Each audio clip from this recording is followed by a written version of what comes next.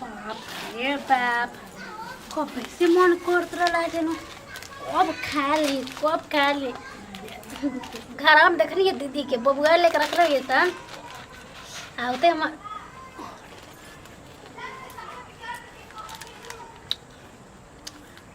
ये सब तो खाए के हमारा मन कर रहा है इन ना के घर में बनावल न है दाल भात चोखा चटनी वो सब ना मेरे ठीक लगेला लेकिन का करी यही से तो घर में देखत चलत रहनी है कि क्यों ना घर में का बाटे मिलल है जो ओने तो ने हमरा खातिर ठीक बा कुछ भी करे ये जुड़ाता दादा हे भगवान जी हमारा ना चाहिए चोखा चटनी खाए के हमरा ये सब चाहिए ना खाए के छड़ी छोटे छोटे पे से ये सब खइले बानी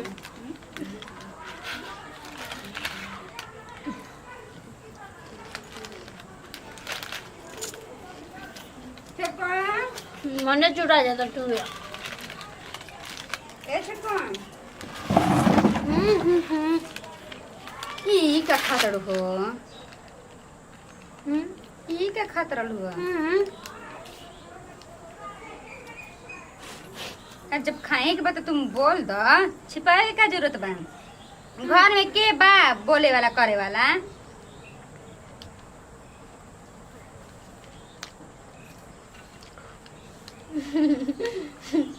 एकनिया देखा घर में तो केहू नहीं के बड़की दीदी जी बानी हम बानी तू बाड़ू दोनों जानी बन तीनों जानी मिल के झूल के रहा जिनू तबे घर परिवार चली ऐसे छिपा छिपा के खाइबो नु तो ना चली। हाँ दीदी बात सही कहता नहीं कि मिलजुल के रहल जाई हम नु तो का कहत रहनी कबे से सुनत ना रहा ठीक से हां खाना बना देले बन दाल भात चोखा चटनी सब बना देले बनी देखा बाहर की चीज उतना ना खाई जाला घर में बाहर की चीज के वाला ना खाए का है के खाता दीदी के खइला सर तुम देखा दो दाव मत हम देखनी अपना आंखी से हां मान ला अकेले पेटने को ना घर परिवार के संग 4 गो आदमी के लेके चलबू तू अकेले अपना आप पेट के लेके चलबू जब देखिए ले माने तनी नहीं यार मैं चटोरी हो खाबू हम नहीं सब खाना हो कच बकच पेट खराब हो जाला हमार ये दीदी को बात कही कि हम छोटी जगह में से ये सब खइले बने हमरा कहते ये सब फेवरेट हटू हां त माई बाबू बिगाड़ के रखल ही बना मैं नहीं समझली कि मतलब जाला आदमी जाला ससुरा में तो तनी देखे के पड़ेला आ 4 गो आदमी देख के चले के पड़ेला ई ना कि अपने पेट के देख के मान ला के देख ली तार खाते हुए दुआरी पे गेट सामने खुला बा त का करबू। हां दीदी सही कहत बानी लइका बानी न अभी पढ़त लिखत रही यही तो बुझाला ना हमरा कुछ 1 साल के बाद खिलावे लगबू लइका नहीं खू बियाह हो गेल बता ना लइके बानी अभी कहेला ना हमर मर्द न मैं कहिला न कि तू लइके बाड़ू अब हम का कहीं तारा के समझाई जाता तनी खाना उन काट के लेके आवता भूख लागल बा ठीक बाटे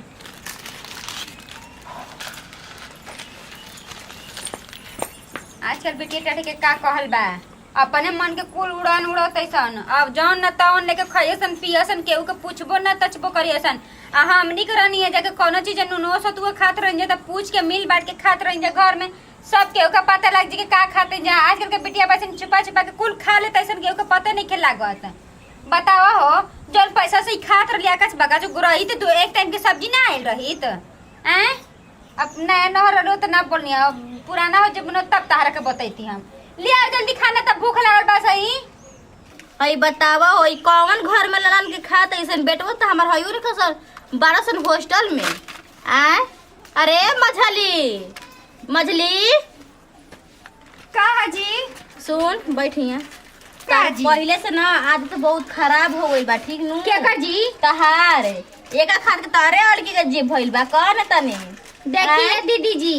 बढ़िया त खाना खियाओ तो नहीं की हम कबो कही ना अच्छा मतलब बढ़िया खाना खियावत नहीं की ते तार एक नाम बा कुरकुरा खो का ई कहतन जी कुरकुरा खो हई कौन खइले बैसन रे देखिए दीदी जी इतना साल से बानी कबो देखले बानी ई सब खात खुनी हमरा के हमार लइका पैदा बसन भगवान जी ऊपर से टपका देलन के नीचेवा कौन तनी देखी दीदी देख जी तो हम लोग ये नहीं के बुझात कि एकरा से खइला के भर कमजोर होखेले एकरा से हैं कौन तनी इतना दिन में इतना जले बानी हम लोग कह दे खाए खाती एक खात के कनिया के जीभ हो जाता टे 10 साल में हमरा के इतने चले बन जी, इतने चले बनी। हाँ। आज हम अपन मुंह चलाएम त हमर लइका का करियसन बताई। 2 पैसा हम अपने में उड़ावल जाई कि 2 पैसा बचा के भगवान के खा के फेंकतवन कौन देखिए हम नहीं की बहुरिया का देखल रहने ठीक नहीं, वो खात खुनी ना भगलू ना नजर पकड़िए पर तू कैसे अचलन लगाओ तो हो हमरा पे लगाओ तो नहीं आप। हां काय आप लगाओ तनी ठीक बा ये दीदी जी जना के हम कह सकत नहीं जे दिन हम देख रही नहीं कि ओकरा त हम कैसे कह देबन ठेकानिए। हम अबे कर के आखी से देख के आवतनी चुप चुप खात रहली आँखी से देख के हवा तनी तारे भइल बा आंख नौ हाथ के। ठीक बा ये दीदी जी ठीक बा नहीं ना और कन्या पे इतना विश्वास करता नहीं। हम इतने दिन के पुराना आइल बनी हमारे पे विश्वास नहीं करत जी। चुप रह जा धधाली ये लोग खाती हम कहत नहीं ठीक नु अपना खाती नहीं कहते ये जान ल। मान ल कि ये वाला खाता जा मान ल 20 रुपया के खइबू जा 20 रुपया के आलू है तो 2 दिन में खाना बनी। हमरे के मत बताई हां सब्जी आज ओकर चलते बिगाड़ हो जाई कह देता नहीं है ना। और जाओ तो ना, हम तवन लोग हो जाए। का बिगाड़ होके वाला बा कह ना। अपना मन से घर में मत चला जा जब तक ले बानी हम 1 महीना जब तक ले अपना मन से हम ना चले देम केहू के नते के बेटा हाँ। आज ले 1 रुपया के चरनी चॉकलेट वो ना खइलो कब जीबी पर ना खइलो कब हवा नु पी के रहतड़ू बुझा त नहीं खे। दीदी जी अगर हम खइलो कम नु तो हमार मुंह में पिलुआ हो जाओ आ जे खइलो कि ओकर अरे मुंह में चुप रह। पिलुआ हो जाओ। अपना भौजाई के मंगलसूत्र के भुला गई रही ऐसा ही बेटा के क्रिया खाए लग रही है तोरा बा के बात पर विश्वास करी रे। देखी जी जौन आदमी रह के भुलाए जाला लेकिन खा के केहू चीज भुलाला ना। चुप रह कौन जाना था रे खाई ला हूं होई बिया दो दादा बताड़ी जे दिन जइया अपना सहन- चली ठीक बा खाना बात नहीं के जीवा से जब तक लेख में बानी ना जब तक तो हम लोग का राज ना चली हो बचिया ठीक नु। आज हम छोड़ देम ना तो तुरंत भीख हम मांगे लग कटोरा लेकर स्टेशन पर जाके ठीक है ना। हम ऐसा बानी की सब बना के लेके चलत तनी घरे ले बने ले मैं काम कर कर देता नहीं तो तहां लोग के खाली खाना बनाही में खाई में एथी हो जाता टे हैं। मतलब दाल भात चोखा के ना खाला चोखा भात के ना खाला चटनी भात के ना खाला नतिया आगो लगो कि हमनी तिल का चटनी खात रही कि चटकार मारत रही जा आ यहाँ लोग के सब्जी भात दाल नहीं के खियाते स्वादे नहीं खे आवत एक हाथ के हनी का जीव होता कि रोज मुर्गे मछली चाहिए तो उन्हें स्वाद आवत हटे जा तनी ना ओकरा भी छोटकी भी पूछे बाबतिया बोल जरूरी है बाबू दिलवा पे हमरा अब होला काबू अकारा नहीं के टेंशन हमरा बाहर बोड़ी अपना आनंद मिले तो खाए में ला शरम तो हल ही नहीं खे ला शरम तो घोर के पी गइल बड़ू हैं। भसुरे हो खो चाहे और गाँव में वाला कोई आ जाए तो देख ली तो का कही कोई कही कि नहीं नजर करिया कि ई ढांचा है हम झूठना के नाम मझली के हमें अच्छा लगावत रही कि जीप चटोर बिया इतनी तो बड़ जीप चटोर हई बाड़ी एक हाथ के हई जीप करके बाड़ी हैं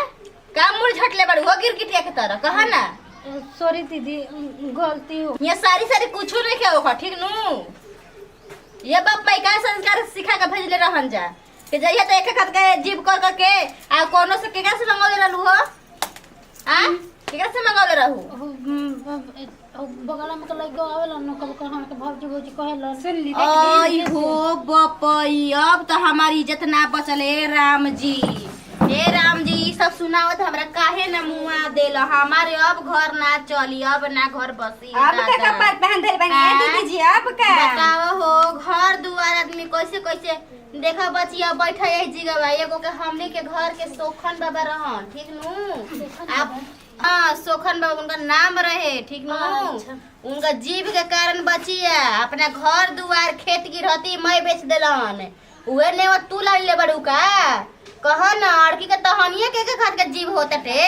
आजकल के लौड़ी छोड़ी के एक खाद के जीव होता टे हो हैं। दीदी हमारे से गलती हो गलत लेकिन क्या करे हमारा आदत तो खाए के अरे थटे तू अपने नैहर में कैले बारू ठीक नु ससुराल हो तहार इतना केहू सही नहीं ठीक ना आ तेरा कैसे हिम्मत पड़ गइल हो कि न देवरानी से पूछलू न जेठानी से पूछलू कोई से ना पूछलू आ गांव में के लेखा से मंगा लेलू हो उ जगह का कहिसन कि जीप चटोर बिए कर नहीं आई ना डटले रहनी जी डटले रहनी एक बार और कहबो कनी आपसे तो आप कहाँ विश्वास माने वाला बनी कहाँ माने वाला बनी हमरा का कहत रहनी हम ही गलत बानी। अरे हम का जानत रही कि हई अथी बाड़ी हई ये एक हाथ के जीव कइले बाड़ी हम तो सोच रही कि तू मंगा के खा देख ली बिंदी सटले बे बिना कचले ऐसे तो लूर बा। लूर तो हल ही नहीं के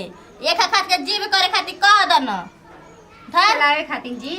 न हाथ के तो जीभ बाटे एकर। आई हो बकई हम का एगो कहीं बाप दुनुका चुआईबू कहरे के चुआई में आ